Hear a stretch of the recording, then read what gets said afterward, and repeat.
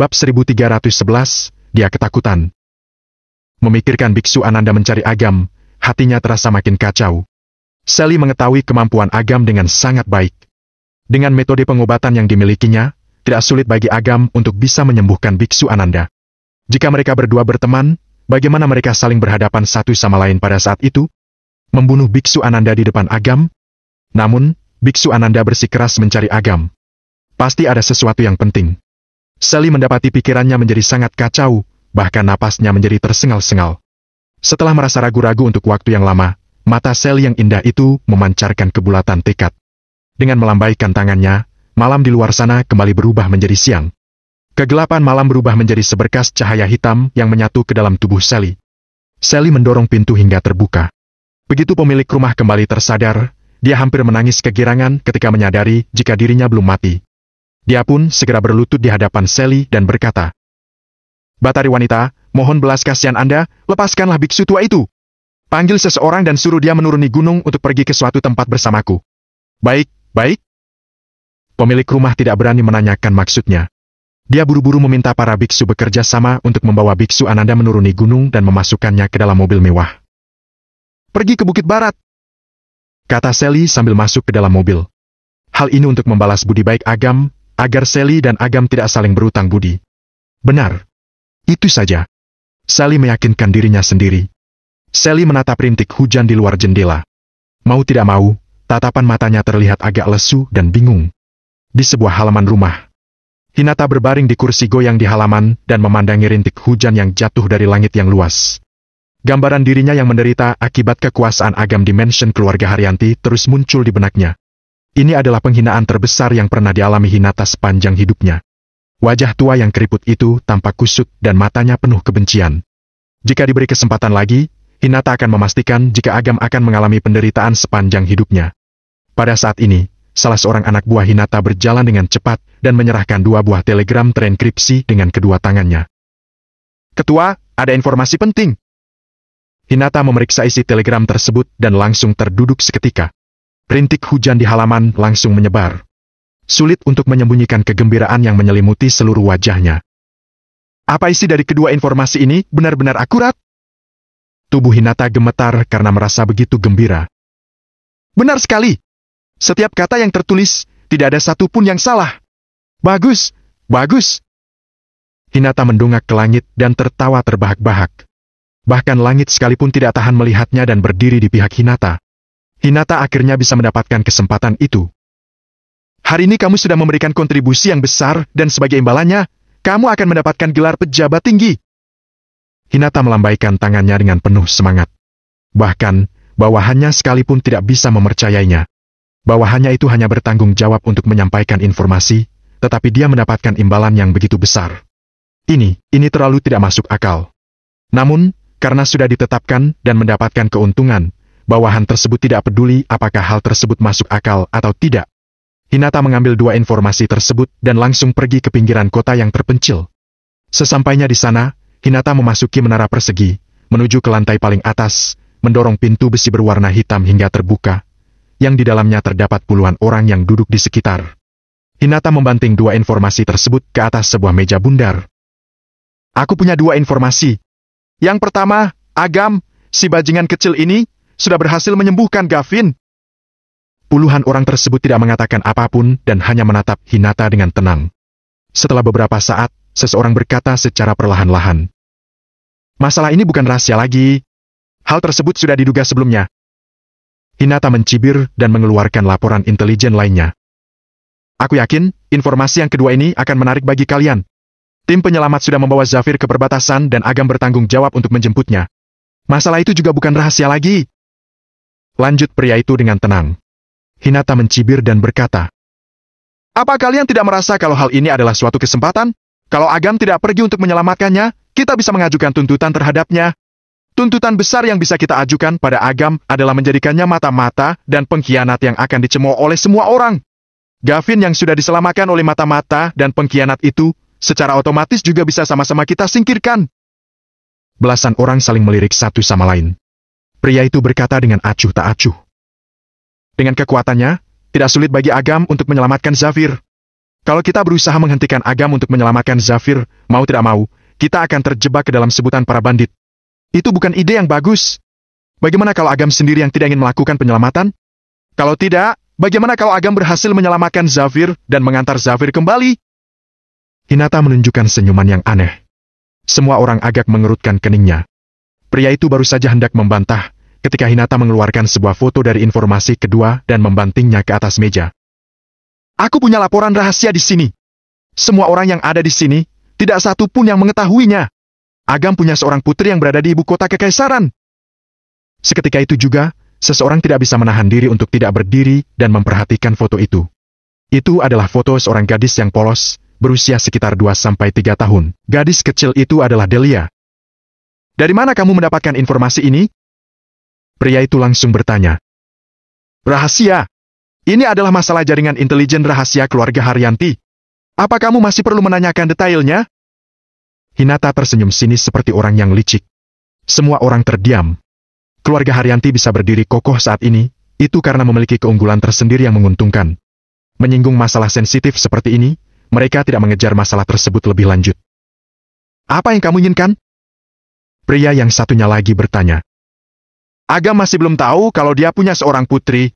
Kalau kedua hal tersebut disatukan pada saat yang sama, hei, menurut kalian, Agam akan menyelamatkan putrinya demi kasih sayang keluarga, atau menyelamatkan Zafir demi kebenaran? Hinata menunjukkan senyuman mengerikan di wajahnya, menyerupai binatang buas yang membuka mulutnya yang berlumuran darah dan menunjukkan taringnya yang juga berlumuran darah, yang membuat semua orang bergidik. Metode ini sangat tercela. Namun, juga sangat efektif. Jika Agam memilih untuk menyelamatkan putrinya, dia pasti akan disalahkan. Tak pelak lagi, Agam pasti akan kehilangan dukungan dari beberapa orang. Hal tersebut akan memudahkan untuk menghadapinya. Jika Agam memilih untuk menyelamatkan Zafir dan menyingkirkan garis keturunannya sendiri, hal tersebut bukan hanya bisa menghilangkan masalah di masa mendatang, tetapi juga bisa memprovokasi Agam memikul perasaan bersalah, sehingga Agam lebih mudah untuk dikalahkan. Kamu bisa mencobanya. Puluhan orang berkata secara serempak. Pada saat ini, senyum mengerikan muncul di wajah Hinata. Agam sudah membuat Hinata kehilangan cucu yang paling dicintainya. Hinata ingin menyiksa Agam dengan cara yang lebih tragis, agar Agam juga bisa merasakan sakitnya kehilangan orang tua dan anaknya. Hujan turun makin deras. Rinai hujan telah berubah menjadi hujan yang begitu lebat. Agam bersandar di sofa untuk tidur siang. Ketika terbangun, di luar sudah gelap. Air hujan di luar menggenang hingga setinggi mata kaki. Melihat ruang tamu yang tampak remang-remang, Agam merasa khawatir di dalam hati. Bahkan, Agam sendiri tidak tahu apa yang salah dengan dirinya. Tiba-tiba saja, terdengar suara rem berdecit tajam di luar sana. Beberapa orang biksu bersama-sama membopong seorang pria tua yang lemah ke seberang ruangan dan diikuti oleh Sally di belakang. Agam hendak menyalakan rokok saat tatapannya tertuju pada pria tua tersebut. Tangan Agam bergetar dan tubuhnya memancarkan aura mengerikan yang langsung memenuhi villa. Rokok dan korek api di tangan Agam dalam sekejap berubah menjadi abu dan menghilang. Sally yang menyusul masuk ke dalam terkejut saat melihat ekspresi Agam. Meskipun belum lama mengenal Agam, Sally tidak pernah melihat Agam kehilangan ketenangannya seperti ini ketika melihat seseorang. Di kedalaman mata Agam, bahkan tampak emosi yang tidak bisa dipercaya oleh Sally, yaitu ketakutan. Agam, apa dia benar-benar takut? Agam bergegas mendekat. Aura di tubuhnya langsung menyingkirkan beberapa orang biksu. Agam meraih bahu biksu Ananda, menatap wajahnya untuk memastikan bahwa itu benar-benar dia. Wajah Agam pucat pasi. Tangannya agak gemetar saat dia meraih tangan biksu Ananda. Biksu Ananda terluka. Biksu Ananda mengatakan kalau dia ingin bertemu denganmu, kemudian, biksu Ananda pingsan.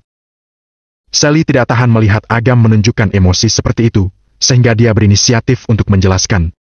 Sally agak bingung. Meskipun biksu Ananda terluka parah, Agam bahkan mampu menyelamatkan Pak Gavin. Oleh karena itu, tidak sulit untuk menyelamatkan biksu Ananda. Namun, kenapa emosi Agam menjadi meledak-ledak seperti ini? Bagaimana kamu bisa terluka seperti ini? Bagaimana dengan dia? Apa yang terjadi? Gumam Agam dalam hati. Seakan-akan bahu yang bisa menopang seluruh semesta itu sekarang sudah menjadi runtuh. Bab 1312, Berita Terbaik. Melihat biksu Ananda yang seharusnya melindungi Citra muncul di hadapannya dalam keadaan terluka parah, Agam pun merasa sangat tersiksa di dalam hatinya. Ada 3 wanita terpenting dalam hidup Agam. Ibunya yang sudah meninggal. Kakaknya yang sekarang ini masih belum diketahui apakah masih hidup atau sudah meninggal. Citra. Meskipun Agam menghabiskan hari-harinya dengan bertaruh nyawa, dia sama sekali tidak merasa takut. Yang membuat Agam tidak takut hidup, mati, dan membunuh adalah gadis yang selalu menunjukkan senyum keras kepala di wajahnya itu. Gadis yang diam-diam selalu membantu Agam di belakang layar dan berbagi beban dengannya. Sekalipun Agam menghadapi klan tersembunyi dan musuh-musuh yang terlepas dari dunia ini, gadis yang bukan siapa-siapa itu selalu berdiri tegak di depan Agam. Takdir langit membodohi manusia. Agam tidak berkuasa atas semuanya. Agam bisa menghadapi banyak orang, tetapi tidak bisa menghadapi gadis ini. Agam hanya bisa terpaksa untuk menanggung rasa sakit. Dia menggunakan aura pusara kebajikan untuk menekan keturunan Dewi Pembunuh di dalam tubuh Citra. Setelah sekian lama berpisah, setiap kali tertidur, Agam selalu bermimpi kembali ke masa lalu.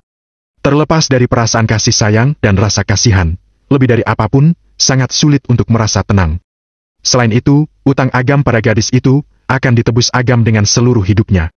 Setelah beberapa puluh menit berada dalam kekuatan penguasa neraka, luka dalam Biksu Ananda akhirnya sembuh, tetapi dia masih belum bangun. Biksu Ananda terluka parah. Jiwanya mengalami pukulan yang menghancurkan.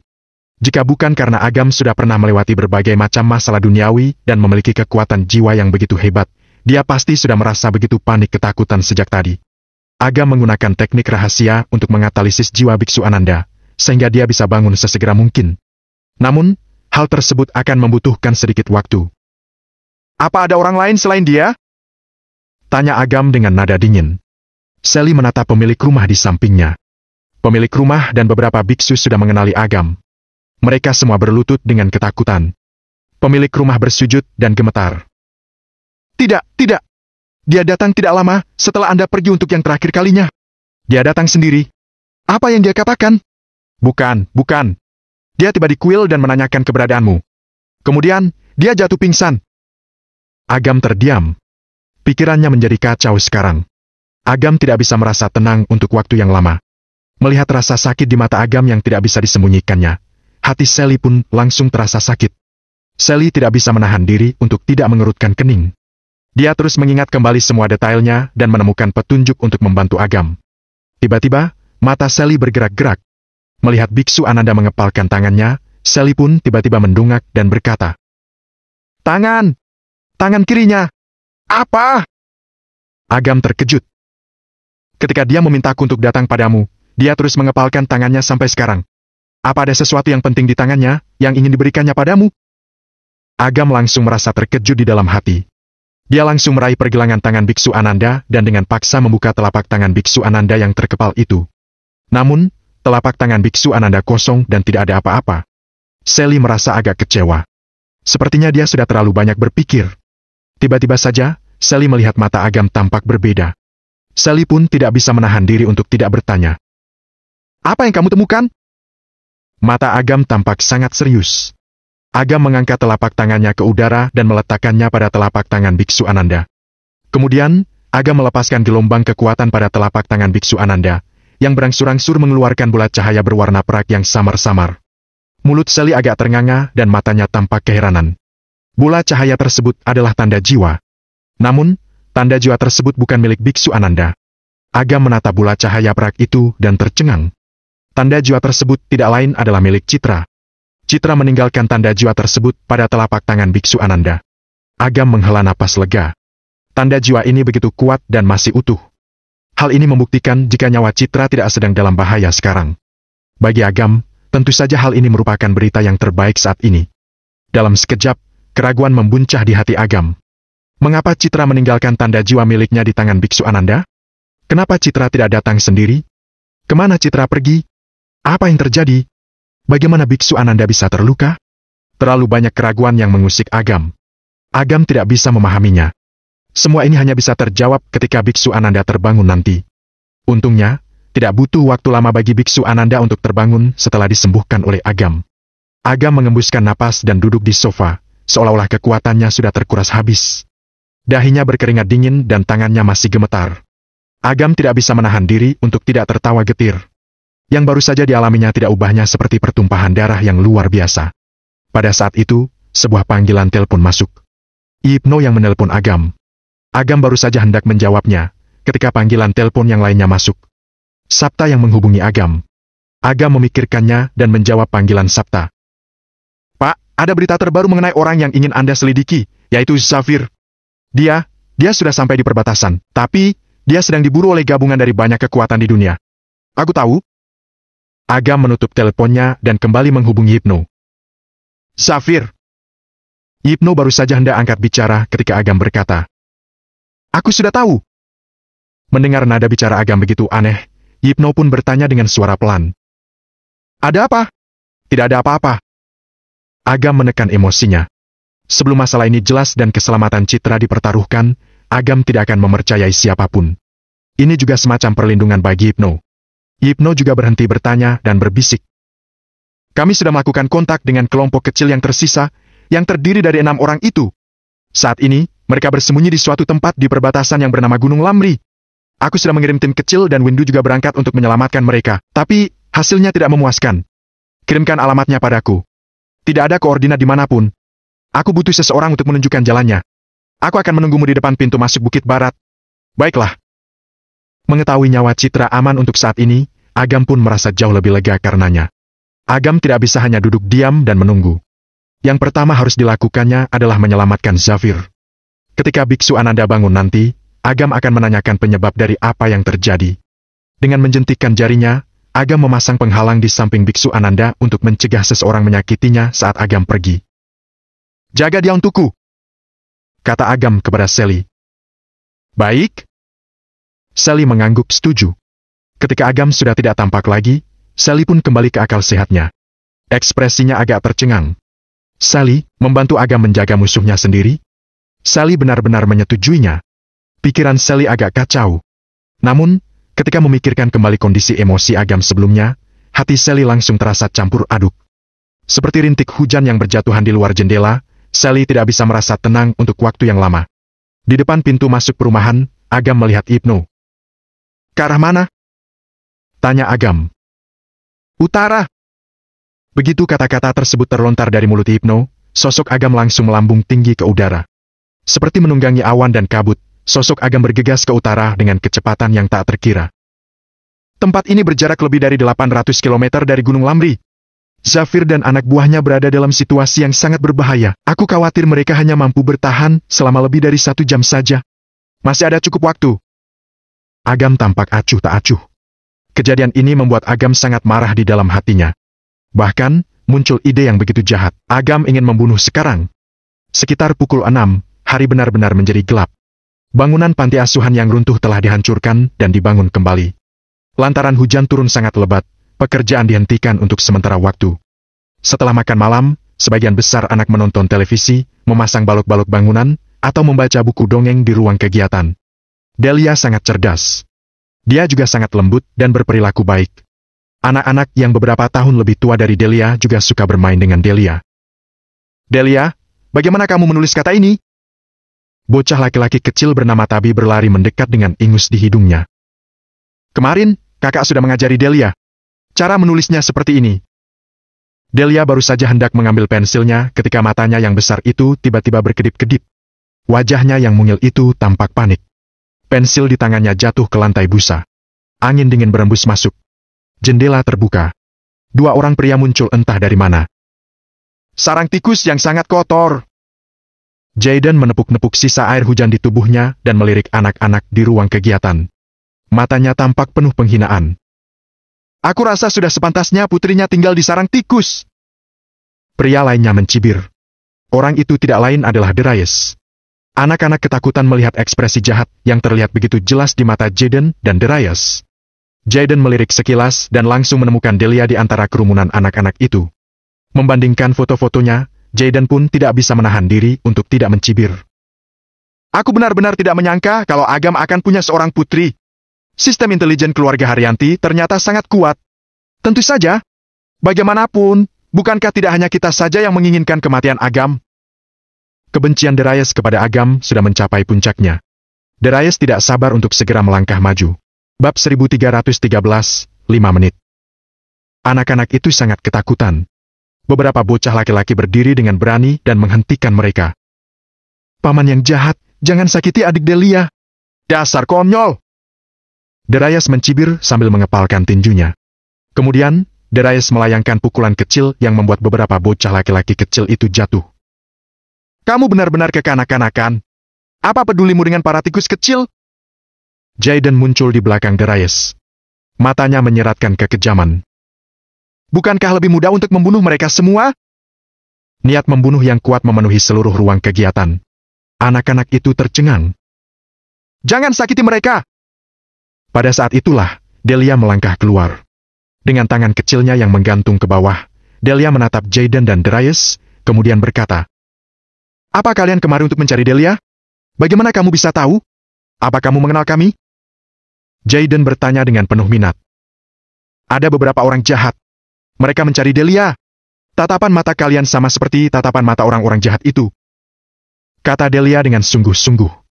Menatap mata Delia yang hitam dan besar itu, secara tidak sadar, Jaden dan Darius seperti melihat sosok Agam. Senyum mereka berdua mendadak menghilang karenanya. Delia terlalu tenang dan bijaksana, membuat mereka agak merasa dingin di dalam hati. Setelah kembali ke akal sehatnya, Jaden dan Darius menjadi merasa agak kesal. Mereka berdua benar-benar takut pada seorang gadis yang baru berusia antara 2-3 tahun.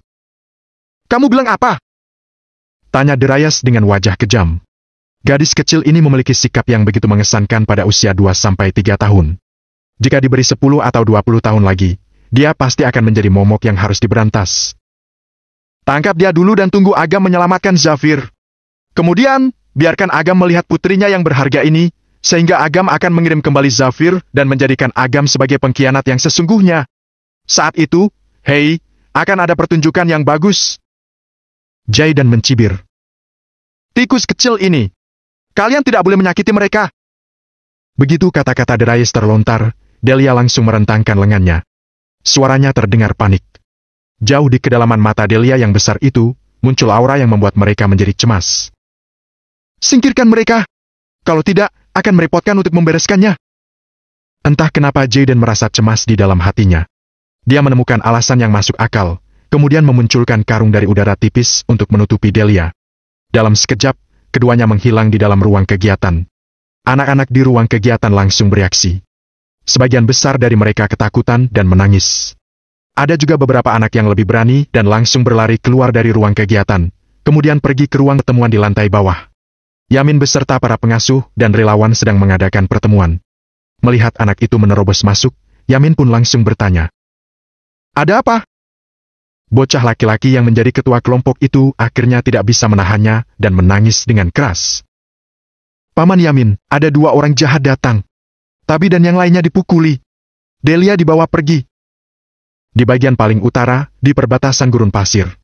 Pasir yang tertiup angin tiada berujung, mengikis gurun Gobi yang tandus. Tidak ada seorang pun di sekitar. Tempat ini benar-benar sepi.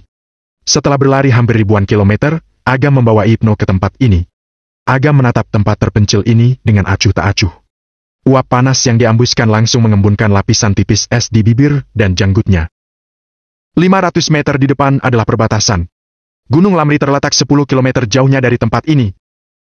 Hypno menunjuk sebuah gunung yang berjarak sekitar 300-400 meter di depan. Mungkin terlihat dekat, tetapi sebenarnya jaraknya cukup jauh.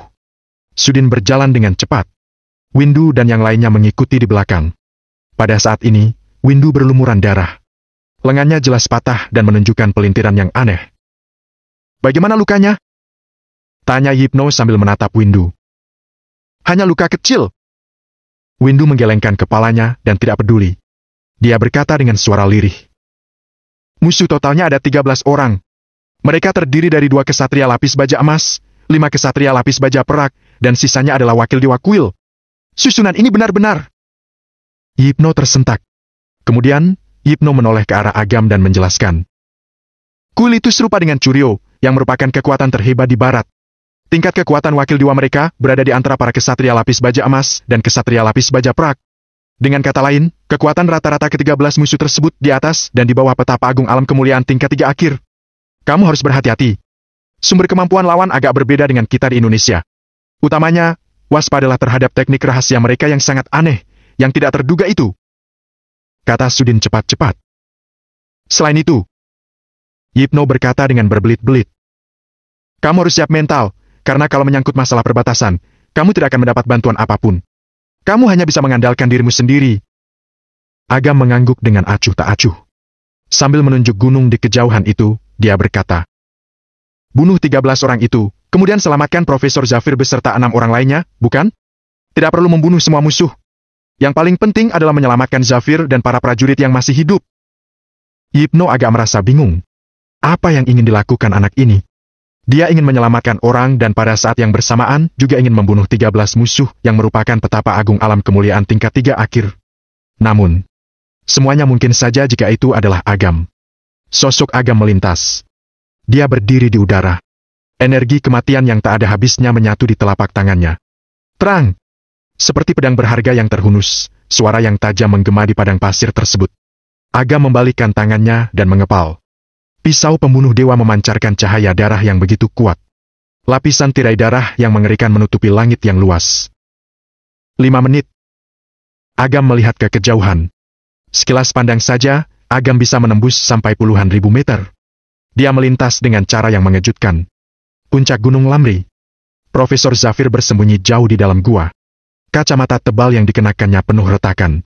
Dia memegang komputer militer yang berada di lengannya dan mengetuk papan ketik dengan cepat. Kode-kode rumit melintas di kacamatanya yang retak itu. Akhirnya, Profesor Zafir menekan tombol entry. Semua orang yang bersandar di dinding yang dingin itu seakan-akan terlepas dari bebannya dan tersenyum lega. Profesor Zafir mengeluarkan chip seukuran kuku ibu jari dari komputer dan meninggalkan gua. 3 pria dan 3 wanita menjaga pintu masuk gua. Mereka berlumuran darah dan masing-masing dari mereka terluka. Melihat Zafir keluar, seorang wanita berambut pendek dan berpakaian kasual berkata, "Profesor, di luar sana berbahaya." Wanita itu adalah pemimpin regu. Dia dikenal bernama Hesti. Zafir mengeluarkan chip dan berkata, "Aku sudah mengirimkan informasinya ke satelit. Kata sandinya ada di dalam chip. Silakan dibawa keluar." "Profesor, apa maksudmu dengan semua itu?" Anggota tim yang lainnya berdiri dan menatap Zafir dengan serius. "Mereka mengincarku, bukan kalian. Demi diriku, terlalu banyak orang yang sudah dikorbankan. Serahkan diriku dan ambillah kesempatan untuk pergi," kata Zafir. "Tidak, Profesor. Sekalipun kami semua berkorban, tidak boleh ada sesuatu yang terjadi padamu. Ini perintah dari atasan, kami harus mematuhinya." Hesti bersikeras. Zafir tersenyum dan berkata, "Aku juga ingin tetap hidup dan kembali menemui putriku. Sayangnya, kondisinya tidak memungkinkan. Saat ini, hanya ada satu jalan keluar. Daripada menunggu musuh datang dan membunuh kalian semua, kemudian menangkapku, lebih baik kalian tetap hidup. Setelah itu, kalian bisa mengirimkan kata sandinya, sehingga proyek sistem gerbang langit tidak akan tertunda. Dengan demikian, misiku dan misi kalian akan dianggap selesai. Bertahanlah. Kita menduduki medan yang menguntungkan. Kita masih bisa bertahan dan menunggu bala bantuan," kata Hesti sambil mengatupkan giginya.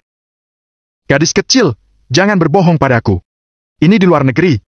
Tidak mungkin Indonesia akan mengirimkan pasukan dalam skala besar untuk melakukan penyelamatan. Kalau beberapa orang lagi datang, itu hanya akan menambah korban jiwa." Zafir menggelengkan kepalanya. Tiba-tiba saja, Zafir mengeluarkan pistol yang diberikan Hesti untuk perlindungan diri dari sakunya dan mengarahkannya ke pelipisnya. Wajah Hesti dan yang lainnya langsung berubah. Saat mereka hendak melangkah maju untuk menghentikannya, Zafir mengulurkan tangannya dan mundur setengah langkah. "Cepat pergi! Kalau tidak, pelurunya akan menembus kepalaku." "Jangan, Profesor, tenanglah." Wajah Hesti menjadi pucat dan dia pun perlahan mendekat. Zafir menggunakan tangannya yang lain untuk melepas kacamatanya. Tatapannya melembut dan dia tersenyum. "Omong-omong, kamu seumuran dengan putriku. Kalau kalian bisa kembali, katakan pada putriku kalau ayahnya tidak memalukan bagi negara, tapi justru merasa malu pada dirinya. Aku hanya bisa menebusnya di kehidupan selanjutnya." Bab 1314, Delia adalah putrimu. Tiba-tiba, cahaya keemasan memancar, menyebabkan Hesti dan yang lainnya, juga Zafir terlempar dan menghantam dinding gua dengan keras. "Profesor Zafir, kami di barat begitu ramah padamu. Kenapa harus repot-repot bunuh diri?" 13 seniman bela diri barat melayang di atas gua. Masing-masing dari mereka mengeluarkan aura yang begitu mengerikan. "Kenapa kalian bisa menerobos formasi dengan begitu cepat?" Hesti mencengkram dadanya dan wajahnya tampak keheranan. "Ada pepatah yang sangat terkenal di wilayah barat. Gunakan orang timur untuk menghadapi orang timur." Seorang kesatria lapis baja emas, yang bernama Albi, yang merupakan ketua kelompok, berkata sambil mencibir, "Ada pengkhianat." Hesti menggertakkan giginya. Dia mencoba untuk berdiri. Namun, tubuhnya ditekan oleh aura 13 orang yang begitu kuat sampai hampir mati. Kesenjangan kekuatannya terlalu besar. Tulang Zafir hampir hancur karena terkejut. Dia menggertakkan giginya dan mengangkat kepalanya. Aku orang Indonesia. Aku tidak akan pernah mengkhianati negaraku, sekalipun aku mati. Sepertinya, aku masih terlalu berbelas kasihan padamu. Wajah Albi tampak kecewa. Sambil mengangkat tangannya, dia berkata, sepertinya, kami hanya bisa mengekstrak jiwamu secara paksa. Langit yang jadi saksinya. Awalnya, kami menghormati bakatmu dan berharap kamu akan bekerja untuk kami. Kami tidak ingin berbuat sampai sejauh ini. Sayangnya, kamu yang memaksa kami melakukannya. Zafir adalah orang yang memiliki bakat penelitian ilmiah yang langka. Jika jiwa Zafir diekstrak, sama saja dengan mengambil keuntungan jangka pendek dengan mengorbankan keuntungan jangka panjang, yang hanya bisa diekstrak nilainya hanya untuk saat ini saja. Namun, yang jelas mereka sudah meremehkan kesetiaan dan kemauan Zafir. Tepat saat Albi hendak melakukannya, cahaya darah menyembur dan menyelimuti seluruh gunung dalam sekejap. Wajah Albi langsung tampak muram. Yang lainnya bersikap waspada, seakan-akan menghadapi musuh yang sangat tangguh. Mereka meningkatkan aura mereka hingga sampai di titik maksimal. Menyusuri aura tersebut, Albi menengadah dan melihat seorang pemuda dengan pisau panjang berwarna darah, tengah melayang-layang di udara. Siapa kamu? Melihat wajah yang tidak dikenalnya itu, wajah Albi tampak agak tidak sedap dipandang mata. Aura orang itu membuatnya merasa agak ketakutan. Kalian sudah dikepung olehku sendiri. Letakkan senjata kalian dan bersiaplah untuk menyerah. Kata Agam sambil tersenyum. Albi dan yang lainnya terkejut, kemudian langsung tertawa terbahak-bahak. Lelucon yang luar biasa. Aku tidak menyangka kalau orang timur akan begitu humoris. Hanya mengandalkan dirimu sendiri dan kamu ingin melawan kami yang berjumlah 13 orang ini. Sepertinya yang disebut dengan kebangkitan bangsa timur itu hanya lelucon saja. Mereka mengirim orang yang begitu sombong dan arogan seperti ini, benar-benar membosankan. Zafir, Hesti, dan yang lainnya juga agak tercengang saat melihat Agam muncul sendirian. Mungkinkah dia seorang diri ingin bertarung melawan 13 seniman bela diri barat yang begitu hebat ini? Bukankah ini agak terlalu percaya diri? Agam tersenyum dan melirik ke-13 orang itu. Kalian semua terlalu lemah. Memang tidak ada artinya. Senyum Albi dan yang lainnya langsung menghilang. Mereka menjilat sudut mulut mereka dan tersenyum sinis. Nak, kamu benar-benar sombong. Sayangnya, kamu tidak punya modal untuk melakukannya. Kita coba saja. Agam mengangkat pisau pembunuh dewa miliknya. Matanya tampak tajam. Pancaran aura asing yang melampaui dunia, benar-benar menyembur seutuhnya. Langit di atas kepala seakan-akan runtuh. Pusaran kekacauan yang merembes keluar memancarkan aura menakutkan yang tidak bisa dipahami oleh Albi dan yang lainnya. Hal tersebut menyebabkan senyum di wajah mereka langsung menghilang. Ibnu dan yang lainnya berdiri di perbatasan dan melihat situasi di kejauhan. Pasir dan angin bertiup terlalu kencang di malam hari. Bahkan, dengan kekuatan mereka, jarak pandang mereka hanya sejauh beberapa kilometer saja. Mereka sama sekali tidak tahu apa yang terjadi di kejauhan. Aku tidak tahu apa Agam bisa mengatasinya sendiri. Terlalu sulit baginya untuk melawan 13 orang. Suara Sudin terdengar pelan dan wajahnya agak tidak sedap dipandang mata. Ibnu menggelengkan kepalanya. Dia tersenyum getir dan berkata, tidak ada yang bisa dilakukan. Satu-satunya hal yang bisa kita lakukan sekarang adalah mempercayainya. Sudin mengepalkan tinjunya dan berkata dengan penuh kebencian. Kita ini seniman bela diri Indonesia yang sangat kuat. Kalau kita bisa berdiri sebagai satu kesatuan, hanya wilayah barat belaka, mereka semua bukan tandingan kita. Ibnu hanya diam saja. Beberapa orang tidak ingin melihat proyek sistem gerbang langit berhasil. Beberapa orang ingin membuat dunia kacau balau, juga merebut wilayah dan ketenaran. Membiarkan semua orang bersatu? Tidak mungkin. Setelah sekitar beberapa menit kemudian masih belum ada pergerakan, Sudin melepas seragamnya militernya dan berkata dengan suara yang dalam. Aku akan pergi dan memeriksa situasinya. Kalau aku tidak kembali, aku akan dihukum sebagai pengkhianat. Jangan melibatkan 9 alam surgawi. Saat Ibnu hendak menghentikannya, tiba-tiba saja deru angin dan pasir berhenti bergerak. Saat Ibnu bertanya-tanya mengenai apa yang terjadi, puluhan sosok menghantam tanah begitu saja. Windu langsung membawa orang-orang untuk memeriksanya. Melihat wajah orang-orang ini, Windu tidak bisa menahan diri untuk tidak berteriak keheranan di dalam hati. Albi? Mereka? Semuanya sudah mati? Ibnu dan Sudin bergegas menyusul. Melihat mayat 13 seniman bela diri barat, otak mereka langsung berdengung. Barusan, mereka mengkhawatirkan kemampuan Agam dalam menghadapi 13 seniman bela diri barat. Namun, baru berapa lama Agam pergi dan dia sudah dapat mengakhiri semuanya? bersama. Sosok Agam berkelebat dan muncul bersama Zafir, Hesti, juga yang lainnya. Hesti dan Zafir masih tertegun. Mereka tidak dapat memahami apa yang baru saja mereka lihat. Hanya dengan satu tebasan saja, langsung bisa memotong aura 13 seniman bela diri bara tersebut. Serangan telapak tangan lainnya mengirim 13 jiwa tersebut ke neraka. Tanpa banyak bicara, ke-13 orang tersebut langsung dihabisi semuanya. Yipno, Sudin, Windu, dan yang lainnya ternganga. Setelah beberapa lama, mereka akhirnya kembali ke akal sehatnya. Yipno tersenyum getir dan berkata, "Kamu terlalu cepat, jujur saja, sebatang rokok sekalipun tidak sampai habis. Aku bilang hanya 5 menit." Kata Agam pelan. Agam lebih mengkhawatirkan keadaan Citra daripada menyelamatkan nyawa orang lain. Oleh karena itu, selain membunuh, Agam hanya ingin cepat-cepat menyelesaikannya. Tanpa menggunakan trik apapun, Agam langsung mengambil keputusan. Di bawah penghakiman, semuanya hanya sia-sia saja. "Apa ada hal lain?" tanya Agam.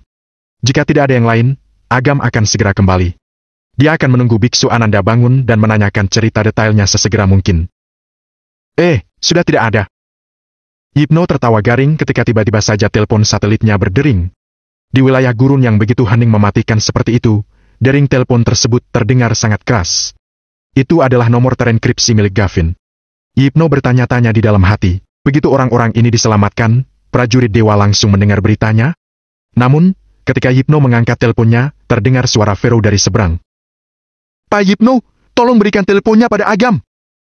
Mendengar nada bicara Vero yang cemas itu, wajah Agam langsung tampak muram. Agam mengambil teleponnya dan berkata, "Bibi, ini aku. Ada apa?" Lantaran masalah Biksu Ananda, Agam agak takut menerima panggilan seperti itu. "Aku ingin memberitahumu satu hal. Kamu harus tenang, kamu harus tenang." Vero berkata seperti itu, tetapi dia sendiri malah panik. "Katakan!" Agam menahan emosinya. Tidak peduli apapun yang dia dengar selanjutnya, Agam sudah siap secara mental. "Apa kamu mengenal Delia? Apa yang terjadi dengan Delia?" "Pak Yamin menemui Yana, tapi Yana tidak bisa menghubungimu. Yana menemuiku dan memberitahuku kalau Delia sudah diculik." "Siapa yang melakukannya?" Agam sangat marah. "Masalah ini sedang dalam penyelidikan. Ada hal lain, ayahku baru saja memberitahuku. Keluarga Haryanti punya informasi terbaru. Ini mengenai dirimu. Kamu! Itu masalah tidak penting. Di mana Delia sekarang?" Agam tidak peduli bagaimana orang menyelidiki dan mengurusi dirinya. Agam sama sekali tidak peduli. Namun, ketika mendengar sesuatu telah terjadi pada Delia, entah kenapa hati Agam menjadi terasa sesak karenanya. Agam hanya ingin menyelamatkan Delia secepatnya. "Dengarkan aku." Vero tertawa getir. Betapa terkejutnya Vero ketika mengetahui hal tersebut, hingga Vero tidak bisa mencernanya sampai sekarang. "Apa kamu tahu siapa sebenarnya Delia itu?" "Siapa?" "Delia adalah putrimu." Vero hampir berteriak dengan sekuat tenaga.